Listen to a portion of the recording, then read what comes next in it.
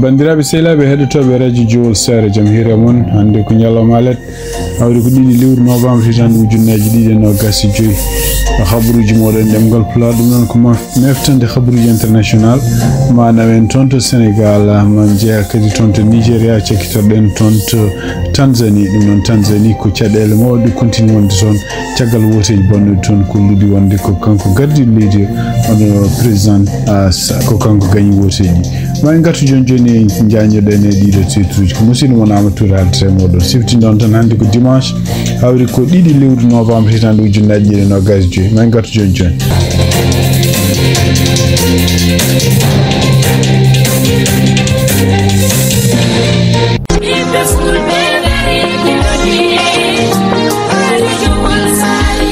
Radio Jowol Sare International dole lingu gondia kono dole Radio Jowol Sare ko hettu yankoɓe mum Amérique, Asie, Océanie, Europe, Afrique no keɗo Radio Jowol Sare International.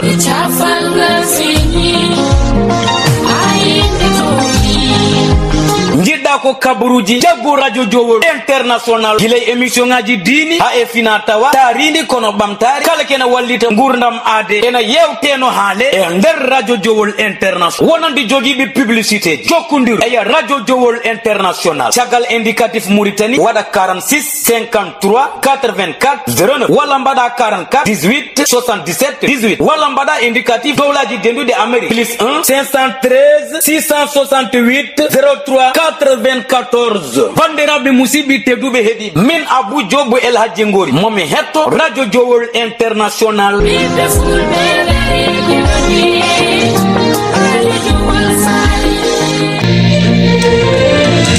bandiraɓe sehlaɓe heɗotoɓe radio Jowol Sare jaam hiire moon binden gardidi men ni toon to Sénégal e tugnade kadi ko winde toon to Seneweb hono kanko docteur Abdourahmane Diouf ɗum noon ko ministre topiniɗo ko fati environnement o ari kadi hande kadi e réseaux sociaux ji ko hawri kadi koye manditare parti makko mo wiyata Awali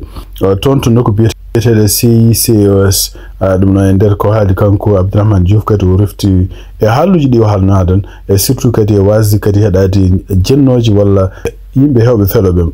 omo continue noddude ko wiyete nanodiral jaafodiral e ko jokkodiral ɗum noon kadi ene wayno kadi kanko hoore makko continue hande salade yimɓe hewɓe ganduɗa en oɗo sa joni taw ko jeeyaɓe Pastef ɓe makko konngudi taw ko konngudi ñaaɗi surtout en mbimonde ko fotani haal ɗum ɗon kanko Abdourahmane Diouf kadi o haali o wonde ko leydi wawa mahade sawi mahoto koye dow ko wiyete gañantumagal taw mahoto koye dow yidde goto fof yiɗi wattade goɗɗon taw mahoto kadi koye dow fenade ɗum ɗo kadi ko hunde nde ganduɗa en kanko Abdourahmane Diouf nde o haali ɗum nde ene wandi ko yimɓe hewɓe kaali mbi wonde ko hawnayka kanko yiɗi ko préparde pour yaltude laamu toon to Sénégal kono noon ko e nder konngudi kadi nde continue haalde kanko Abdourahmane Diouf o wi wonde ko ene wayni ko président mo leydi Sénégal hono Bassirou Diomaye Faye kañum hoore mum ene wayni ko supportuɗomo e saabu kañum hoore mum neldimo toon ministre conseiller mum hono biyeteɗo Aljuma Sow ɗum noon ene wayni on Aljuma Sow kañum représenté Bassirou Diomaye Faye e nder manditare parti mabɓe Awali toon to Sénégal ko wawi wonde fof ene wayni ko kanko Abdourahmane Diouf kadi o refti hen ɗum noon ko konngudi kaltinoɗe nden biyeteɗo Sonko moye Diomaye Diomaye moye Sonko kanko o futiri ko As moye Diomaye Diomaye As ɗum noon ko wawi wonde fof ɗum ɗo kadi ko gueɗe ɗe ganduɗa ko slogan mo ganduɗa kamɓe Pastef beltaki hen gueɗe baɗɗe toon hande toon to Sénégal kanko Abdourahmane Diouf siftindon toon ko yontere ɓennude to o haalino kadi haalluji baɗni wonde ko Bassirou Diomaye Faye ene wayni ko kañum hoore mum ko ɗum woni plan muɗum ko wawde rendinde yimɓeɓe wawde hawritinde yimɓeɓe wawde kadi yidde kadi maade Sénégal pawiɗo ko wiyete en nanodiral pawiɗo ko wiyete en e jaam Sénégal ene wayno ko nanggugol kanko Maymouna Ndour Faye e kanko kadi Babacar Fall sibabude entretien mo kanko Madiambal Diagne wonno toon to télévision 7 TV ɗum noon ene wayni ko kaɗon haala kadi continue artude hande hono ɗum noon e tugnade konngudi ɗi ƴefti kanko Ceerno Alassane Sall jillinoɗo toon to Casamance o haali nde o futtire yimɓe o wi wonde ko yimɓe jimomo won e terrain yimɓe jimomo wonde journaliste uji omo yaha police omo yaha gendarmerie brigade to Wakam omo kadi pour addude soutien makko e Maymouna Ndour Faye kanko Ceerno Alassane Sall o wi pour makko ɗum ɗo wonno ko saha musuɗo oy donc mo hucciri mo yidi hoccite journaliste ji en pour widu men di jogi pour wadde meccal men gal wona droit ji ni ganduda en Bashir Diomaye Faye wala kanko premier ministre wala ministre de l'intérieur rokkata dum ko droit ji de jogi o kadi ko didon droit ji ko kambe bedo laami bi joni ko din droit ji be kabeta non dende Macky Sall laamide ko way won fo wi wonde ko yetti surtout Babacar parce que ko de Maimouna Ndour Faye nangande yimbe heebe ko en journaliste ji pudino wiide wonde ko Maimouna Faye foran wadde ko wadi ko kanko Thierno Alassane Sall o refti kadi ko ngudo wi wonde ko Babacar Fall ha kanyum horum haali wi wonde ko eden jogi droit invité e télévision ngaji meden kala mo jidden dum non so tawde kay eden dofti keri kuule bindade de o ko donc wi wonde be invité be wana parce que neddo jiddo wala mo yida laamu gongudo ngu kanko Thierno Alassane Sall o refti hen ko way wonde fo wi wonde ko yimbe journaliste ji yo continue wadde liggéeyaji mudum e kadi yo continue pamti wonde ko droit ji di jogi di ko droit ji gondi don kadi wana neddo goddo rokkata men di don droit ji en jogi haqqi mumen wadde liggéey mumen hala journaliste ji hare mumen e kambe laamu nen continue hande siftin don tan ko kanko Maimouna Ndour Faye haysindo o pam en wayno ko hande tribunal ko wayno dudema tout moment sabu ben continue enken mabbe siftin don tan dum do fo ari ko ciagal de kanko Madiambal Diagne gondo ton de France o do sa joni biado wonde ko do sa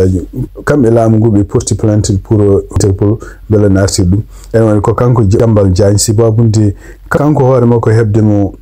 jamiroje ummade tribunal uji gondi ton de France wonde ko ala fof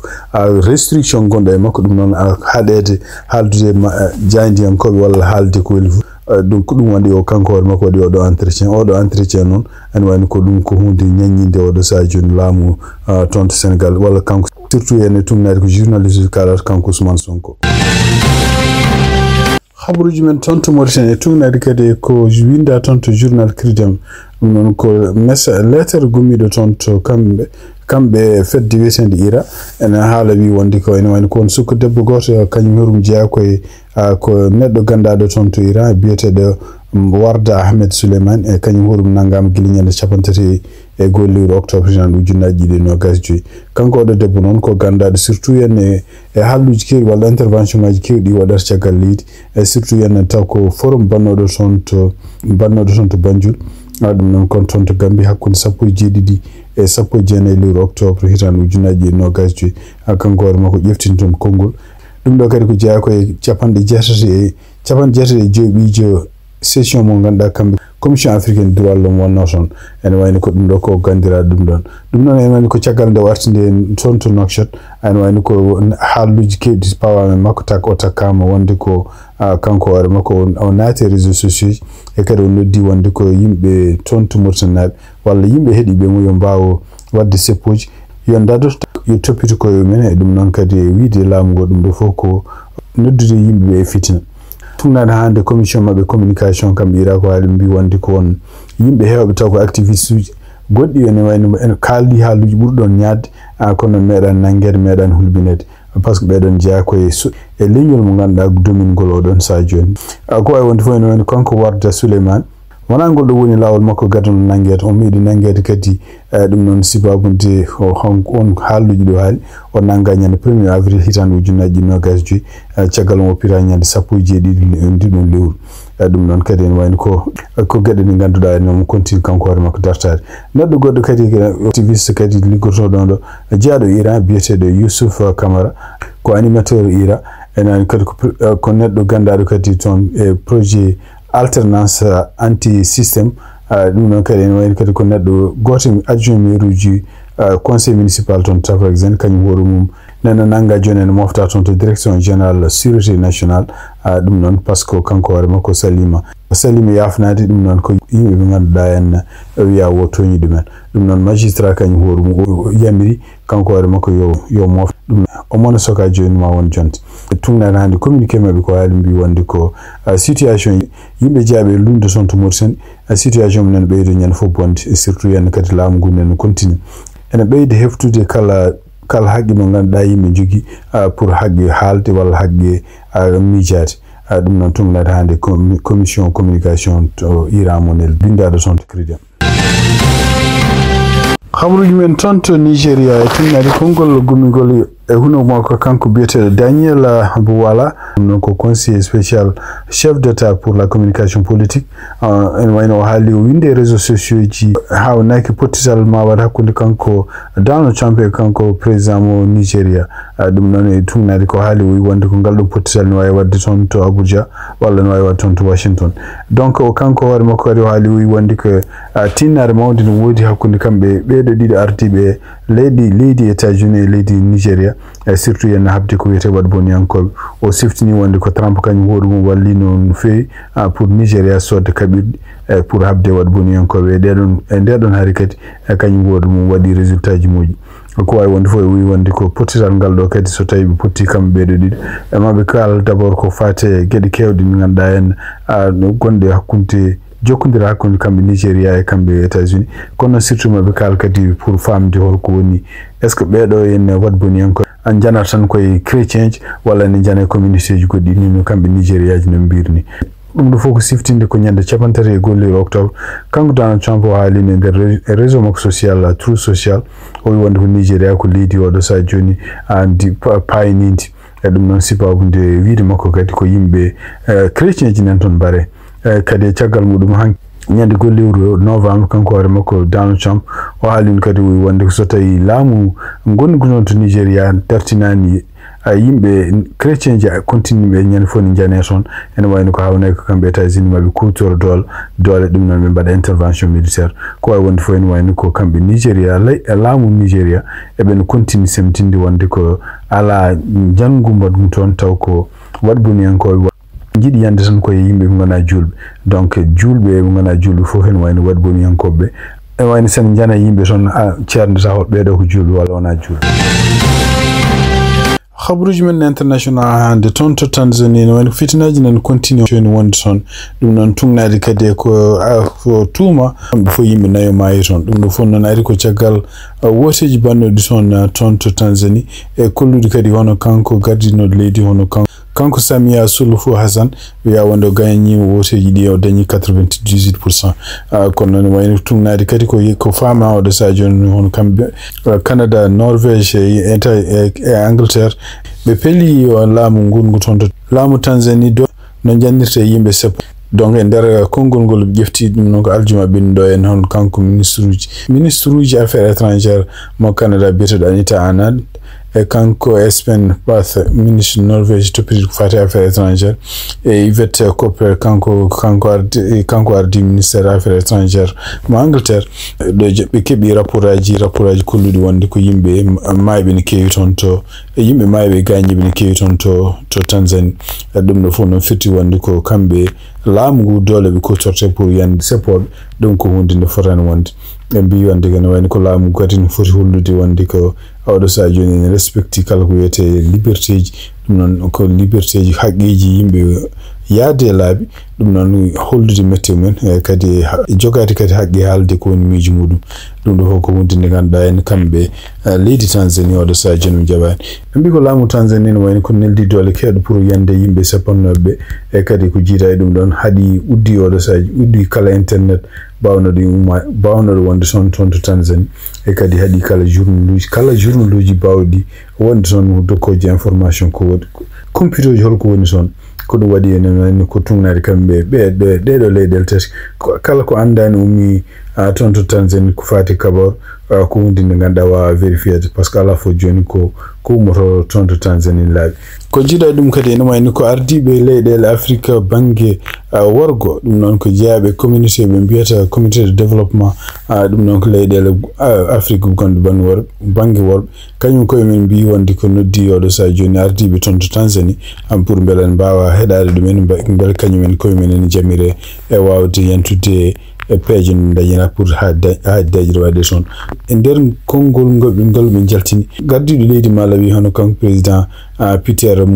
Mutharika e ɗum noon haalanno kadi ko par ce que kanko ardi SADC ko mbiyata communauté de développement ɗum noon ko leyɗele Afrique gonɗe banggue worgo taw kadi ɓe kalanno ko fati politique ɓe kalanno kadi ko fati défense et sécurité ɓe cunni no fewi sibabude yimɓe maayoɓe toon to Tanzania walla gañotoɓe toon e kadi gueɗe bonnoteɗe toon to Tanzania ɗum ɗo fof noon ko sibba dum do fondo na ko ciagal woteji betton kanko mutari kano no wi wonde ko omo noddi kala yimbe wonbe son ha wonbe ton to Tanzanie dum parti ji fof yo kullu newari kullu dejir o kursor no fe fitinaji e dum non kadi no wayni ko gede ni ganda jugorde yidude bonnude situation gon ton to Tanzanie donc way wonde fo en wayni ko odo sajo non kanko Suluhu Samia Hassan e wayni ko kanko wiya gagni woteji bonno ton genen wona 98% kan gagni comme nan wayni ko yimbe wonbe lund mi wonde ko woteji di wanne ko gujjaadi e kadi dum do ko hunde wana won ko way wonde fo seppoji di odo sajo ko famata na hande hay ko khabaruji ko seede mum moto ton seppoji ngala ala to badani odo sa tonto Tanzanie dum non ko gure mabbe du bawdo wonde fof tonto Sahara Occidental dum non aljuma bendo hono kambe Conseil de sécurité des Nations Unies be mbawi vote d'abord pour beydude manda gongol ton hono ngudo gomu Nations Unies won guton pour wonde hakkunde kambe Sahara wi e kambe Maroc nabe dum non wayni ko kadi kono kadi be mbawi vote kadi résolution goddo kadi pour wiide wonde ko kambe Nations Unies odo sa jone be jaade Maroc pour proposition mum wonno gilitan ujinaji jeedi pour wiide autonomie ko fate Sahara dum non wiide wonde ko Sahara Occidental jaa ko leydi mudum dum non wayni ko dido odo vote yaari ko yimbe sappo go neddo sappo go leydi wi wonde ko ni ngoni pour yimbe leydele tati kanyumen ko men jabani ko vote den jaade don leydel hono kambe dongani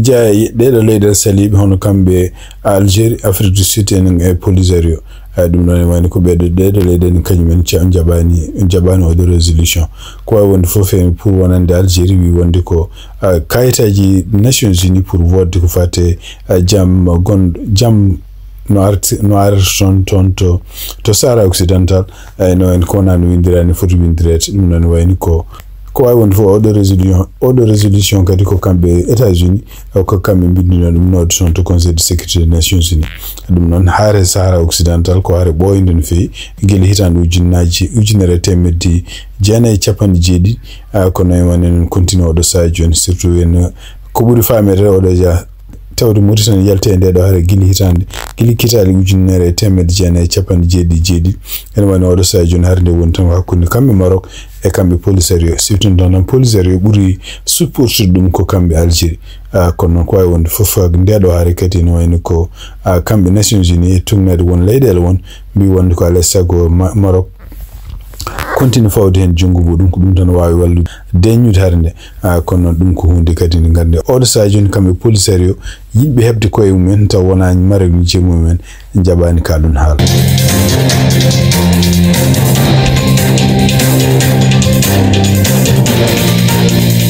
bandiraɓe sehlaɓe heɗotoɓe radio sa habaruji ɗum jogan noon hannde ɗemgal pula kasi ha laaɓi en mbaali jaam ha jaam kadi ma en garto Allah jaami